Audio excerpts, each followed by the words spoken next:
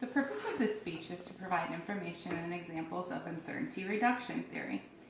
M. Griffin, 2015, states that uncertainty reduction theory explains how, in communication with others, we try to identify ways to help understand them so that it can explain and help to make communication more predictable.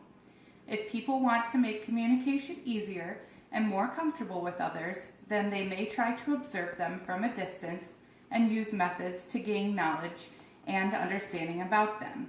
It is important to point out that uncertainty reduction theory does not always work out, and at times it can even backfire.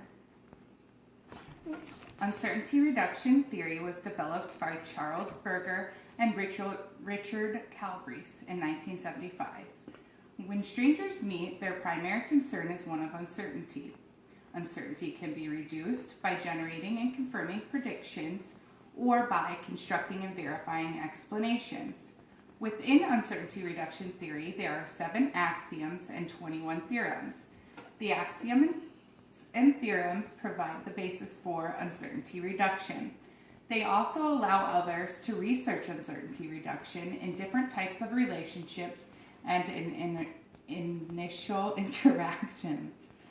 People do not like to feel uncertain, as uncertainty produces cognitive and emotional discomfort, according to Heath, 2012. They point out that people seek information to help them cope with uncertainty in the world.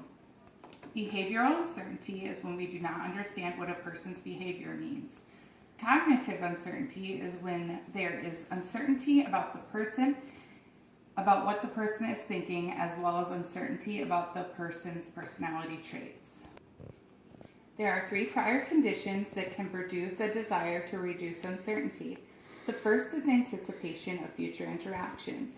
This means that we are going into a situation and we know we are going to have an interaction with someone that we will be seeing again. The second is incentive value. This means that the person that we will be having the interaction with has something that we want, or there will be something gained from the interaction. Third is deviance. This is when the person is acting strange or weird, and because of the strange nature, we become interested in learning about their behavior. For these reasons, we seek information about people in order to make future interactions more comfortable. As we learn about the people, our level of uncertainty decreases. According to Malcolm R. Park, 1983, there are 3 important strategies that we use in order to help reduce uncertainty. First, there is the passive strategy. This strategy is a type of basic surveillance. People watch other people in order to learn about them and help reduce uncertainty. Second is the active strategy. This strategy does not involve talking to the person directly, but it does involve talking to other people that know the person. Through those people, we can learn and gain insight about the person to help reduce uncertainty. And finally, there is the interactive strategy. This involves actual interaction with the subject so that you can learn and get to know them. It's a back and forth conversation, and both parties are aware that information seeking is taking place. An example of the passive strategy is when a guy walks into a bar, he decides to sit down at a bar stool and he notices a girl there and he finds her attractive and he wants to learn and get to know some things about her. So he just kind of casually watches this girl.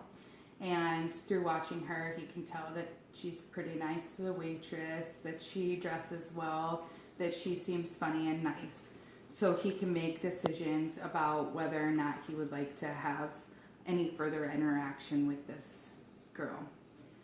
An example of the active strategy is when the same guy is at the bar and he decides that he wants to get to know more about a girl and he finds her attractive and he's noticed some things about her, so he goes and decides that he's going to talk to a woman that she had a conversation with, and he asks the woman if she knows anything about her and if she's single and what she does for a living. And the woman was very open and provided information about the girl that he's interested in so that he can make a decision on whether or not he wants to have his own actual interaction with the girl.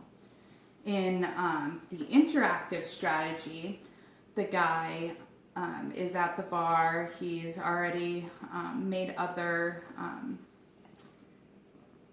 ways to become aware and familiar with the girl, so he decides that he's going to have an actual conversation with her. So he goes up to the girl and he's having a conversation, asks her name, asks her some information, and she decides that she's going to reciprocate and ask him information as well. So there's an actual back and forth conversation going on. And those are some of the examples. William B. Gnutz, 1985, tested the model of uncertainty reduction. He used cross-cultural tests of uncertainty reduction theory, and in the test he put people of different cultures together in rooms to have conversations. He found that dissimilarities between people increased uncertainty. The study was found to support Berger and Calabrese' sixth axiom: similarities between people reduced uncertainty, while dissimilarities produced increased uncertainty. This study was important because it shows that when people are less alike or they think they have less in common, uncertainty does go up. Leanne Knobloch and Denise Solomon, 2002, produced research that also helps support uncertainty reduction theory.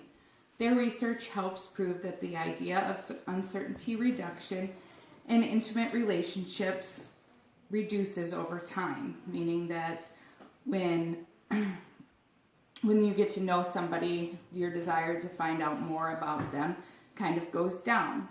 Also introduced the idea of managing rational uncertainty, and this is just as important as successfully managing conflicts in healthy relationships.